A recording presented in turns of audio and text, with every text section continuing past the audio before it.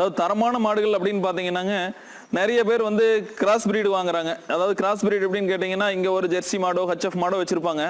அந்த மாட்டில் வந்து கிர்ரோட ஒரு செமன் சாவியோ அல்லது கிர்ரோட காளைங்க எங்கேயாவது இருக்கும். அந்த காளைங்களுக்கு வந்து இனச்சேர்க்கை பண்ணிட்டு அதில் பிறக்கக்கூடிய கண்ணை வளர்த்தி அதை வந்து கிராஸ் பிரீடாக வந்து வச்சு இங்கே வந்து பண்ணிகிட்டு இருக்காங்க.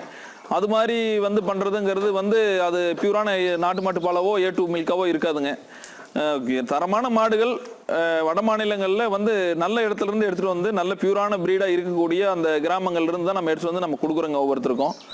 அந்த மாடுகள் பார்த்தீங்க அப்படின்னா கிர்ருன்னா அதுக்குண்டான ஒரு உடலமைப்பு இருக்கும். அந்த காது அந்த தலையமைப்பு இதெல்லாமே அதுக்குண்டான அமைப்பு இருக்கும். சாயிவால்னா அந்த பிரீடுக்கு உண்டான ஒரு அமைப்பு, அதனோட அந்த தாடை அந்த தொப்புள் இதனோட அமைப்பு எல்லாமே வந்து சாயிவாலோட அமைப்புகள் இப்படி தான், உடல் அமைப்புனா இப்படி தான் இருக்கும் அப்படிங்கிறது ஒரு இது இருக்குங்க.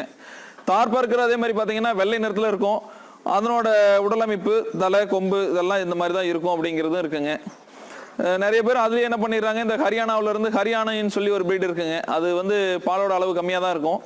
அது வந்து கறவை மற்றும் உழுவை ரெண்டுக்கும் பயன்படுத்தக்கூடிய ஒரு இனங்க.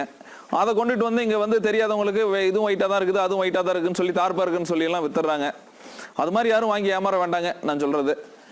அந்தந்த இனம் கண்டு வாங்குங்க.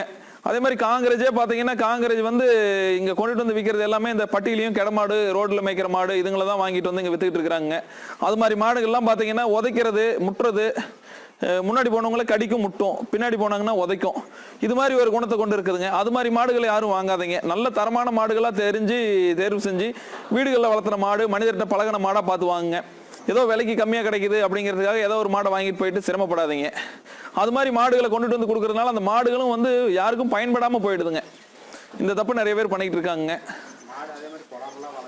அதே மாதிரி கால் குழாம்பெல்லாம் பார்த்தீங்கன்னா வளைஞ்சி வயசான மாடுகளை எல்லாம் கொண்டுட்டு வந்து காங்கிரஸ் மாடுகளை பெரிய பெரிய கொம்பா இருக்கும். அந்த கொம்பை வச்சு அது இதுன்னு சொல்லிடுறாங்க. கொம்பை வந்துட்டு எல்லாம் நல்லா சீவிட்டு அதை பாலிஷ் பண்ணி கொண்டுட்டு வந்து வித்துடுறாங்க. அது மாதிரி இருக்கிறதெல்லாம் வாங்கி தயவு செஞ்சு ஏமாறாதீங்க. தரமான மாடுகளாக பார்த்து அதனோட இனம் கண்டறிஞ்சு வாங்குங்க. அதே மாதிரி ரொம்ப வீக்காக இருக்கிற மாட்டை யாரும் வாங்காதீங்க. வீக்காக இருக்கிற மாடெல்லாம் பார்த்தீங்கன்னா வந்து உள்ள ஏதாவது வந்து காகிதங்கள் இந்த ரோடில் மேயுது இல்லைங்களா, மேயும் போது உள்ள காகிதங்கள் இருக்கலாம். அந்த மாடு ஃபர்தராக டெவலப் ஆகாதுங்க. நல்லா ஆரோக்கியமான மாடுகளாக வாங்கினா தான் வந்து நல்ல கறவை திறன் நல்லா இருக்கும், கறவை வரும். இந்த ரோட்டில் மேயிறது காகிதம் சாப்பிட்ற மாட்டையெல்லாம் கொண்டுட்டு வந்து இங்கே பணத்துக்காக பிடிச்சிட்டு வந்து வித்துடுறாங்க. அந்த மாதிரி விற்கும் போது வந்து அந்த மாட்டை வாங்கிட்டு போகிறவங்களுக்கு ஃபர்தராக அந்த மாடு வந்து பலன் கொடுக்கறது இல்லைங்க.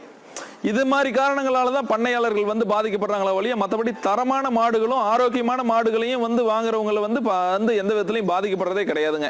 லாபகரமாக தான் போயிட்டு இருக்குதுங்க.